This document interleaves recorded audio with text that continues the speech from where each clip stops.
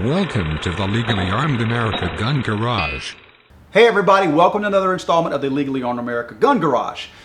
Today we're going to talk a little bit about the Glock swell and the Glock bulge, whatever you want to call it. Different people call it different terms.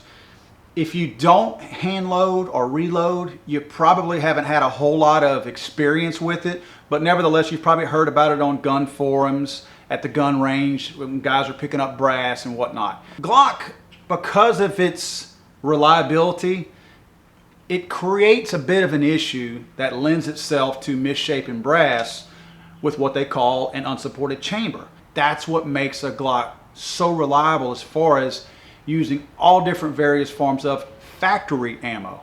Now, there's a reason why Glock stresses to use factory ammo.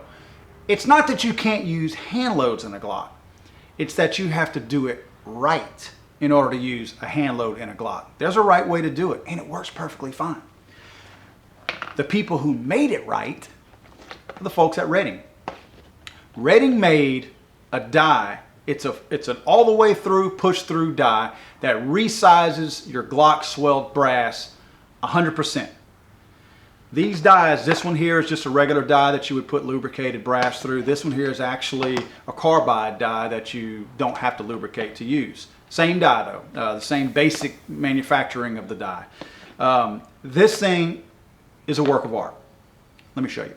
What I've tried to do here is give you representation of this particular part of a Glock as far as the barrel and the throat of the barrel goes, where the round enters into it from the magazine. This is, again, a really rough drawing of it, but this is supposed to represent this piece, of course. Well, this is the round. Let's say this is the actual round in the chamber right there. There's a little bit more tolerance as the barrel extends down, it tapers back down. This part, of course, is wider. There's more wiggle room.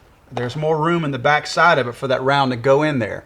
That's one of the things that kind of makes a Glock as far as reliability. It will take a number of different types of factory ammo, and I stress factory ammo because Glock does not recommend hand loads for this very reason, because you get that Glock swell and that Glock bulge with a fired piece of brass, and if it's not resized properly, then that hand load will not function like a factory load will. Now let's do a little exercise here. I want to show what the throat diameter of both a 1911 and a Glock are, just to give you an idea of those difference in tolerances that we talked about. And I know you're probably not going to be able to see this, but so I'll tell you. On the 1911, I have 0.428 throat diameter. On the Glock, I have 0.433. But again, that's what makes the Glock so reliable, the fact that it can handle variations in ammo. Now, people wonder, why does it handle variations in ammo so well, but they frown on reloads? Well, the reason why is like what we talked about earlier. This Glock swell, the whole point of us even talking about this, that Glock swell, if you're not going to resize your brass properly, it is not going to enter this gun properly. I've got two pieces of brass right here. One was shot through a 1911, and one was shot through a Glock. Big difference as far as how the brass came out. All right. First, I'm going to show you the 1911 brass. And because I don't want to make any Glock or 1911 people mad, I want you to witness 0.423, and that's the round fired out of the 1911. Now let me show you the round fired out of the Glock. It's a little bit harder to hold in there too because of that Glock bulge, that Glock swell. I like to use the term Glock swell because it doesn't sound as vulgar as Glock bulge. This is the one shot out of the Glock. 0.429 fired out of the Glock. So 0.423 fired out of the 1911 and 0.429 fired out of the Glock. Good bit of a difference right there. Now going back to the reloading aspect, which is why we're putting this video together, this is a case gauge for a .40 caliber bullet. I want to show you, okay, this is the 1911. This is the round or the brass that was fired out of the 1911. As you see, it will fit into the case gauge and it will actually settle itself down into the case gauge. Again, this is the one fired out of the 1911. It enters in there with a little bit of wiggle room even, and will settle itself down. Okay, let's take the Glock now. This is the round, the brass that was fired and ejected out of the Glock. As you can see, I can't even get it in there. The mouth of it has not been stepped on or anything. We took perfect care to make sure that this was not disfigured in any kind of way. And just so you don't think that we're trying to make an inaccurate point, I will spin this thing all the way around just to show you this, so you don't think that we're trying to fudge the story here. I'm going to show you by spinning this thing how it doesn't go in at all. Now I could probably force this thing in. Yeah, see, I can force it. Let's see here. Yeah, that's about as far as I can get it. I can jam the end of it in there, but it won't go in there. Again, the 1911 one will settle right in there. So that's one of the big differences. Now, if you're shooting any kind of competition, or if you're just hand loading because you like to hand load and you shoot .40 pretty often, of course Glock frowns on that. They don't like the fact that you're shooting a hand load in their gun simply because this bigger casing, as you see, if you're not resizing it right and you shoot a Glock, it is not going to go in there properly. You could pick up somebody else's brass that shoots a 1911 and shoot it just fine, or reload it just fine. It just falls right in there, whereas the Glock one will not. Now again, I could force it in there, but it's not going to load by itself like that, and it ain't going to come out either. So that's why Glock would prefer you use their factory ammo, any kind of factory ammo, and it will take any kind of factory ammo. There's so much wiggle room, and again, to show you, I don't know if I'm doing a decent enough job here, but I'm trying to show you how that round, this is a factory round, how it moves around.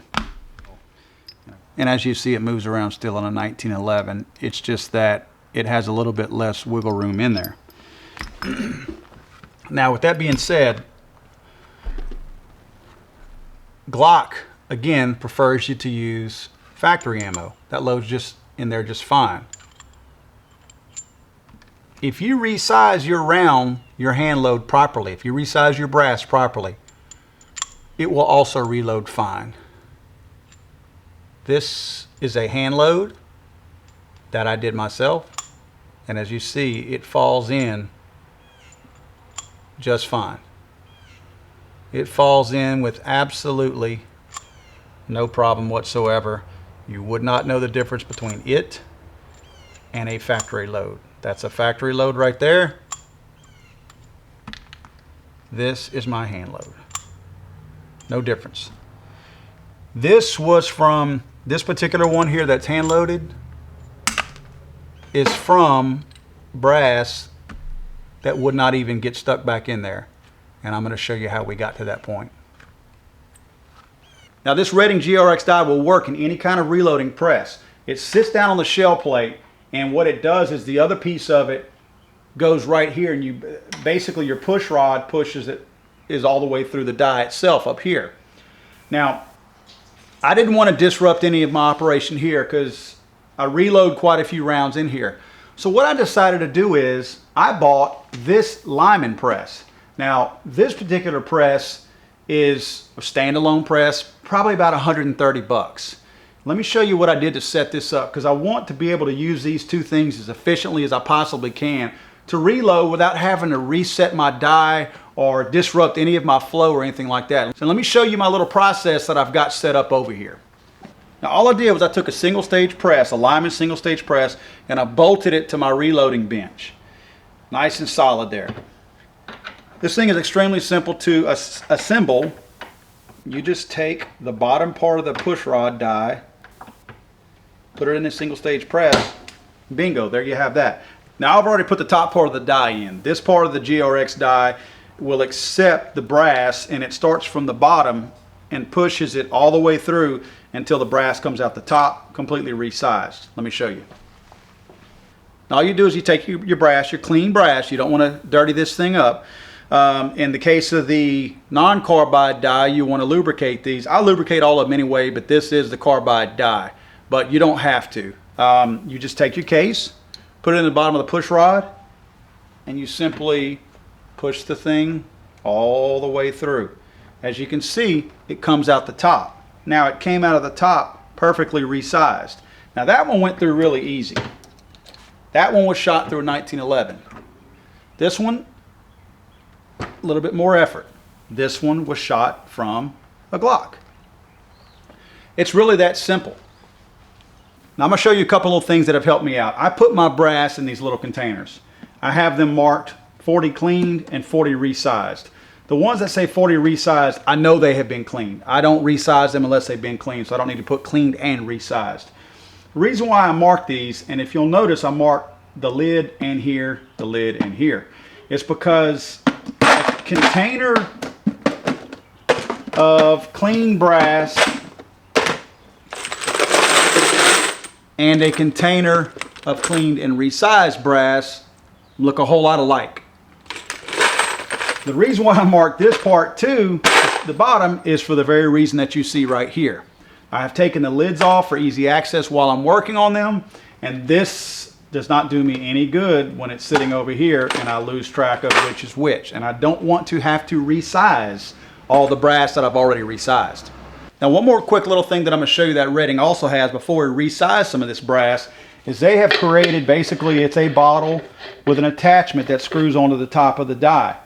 This contains all your brass and holds all your brass so that whenever you get done, you simply unscrew this thing to dump out your resized brass instead of taking it one piece at a time from the top of the die as it's exiting the die while being resized.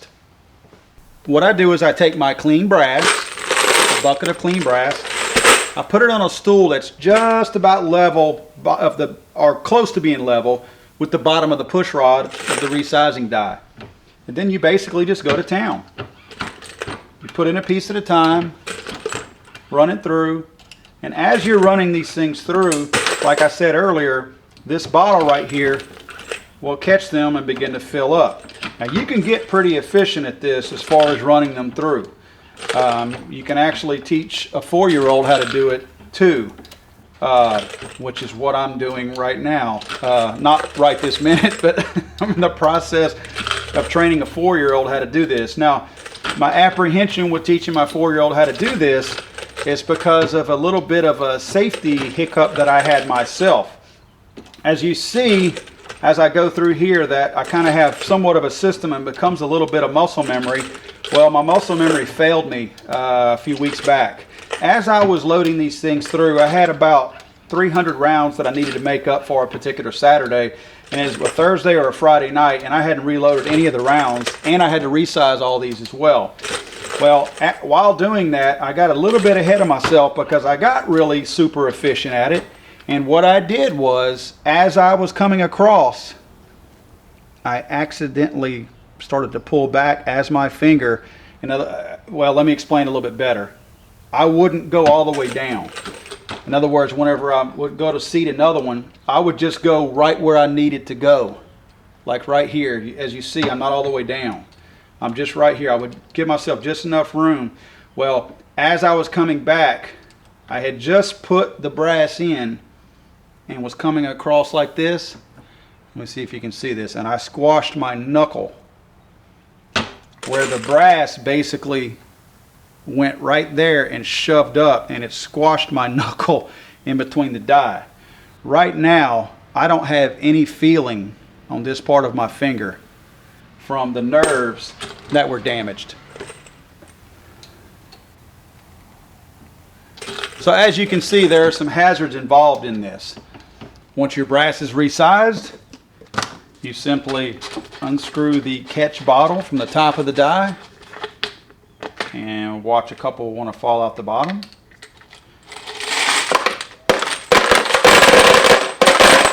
Dump your resized brass in, that's it. You'll have one little extra sitting in there. Put it back, and it's ready for the next batch.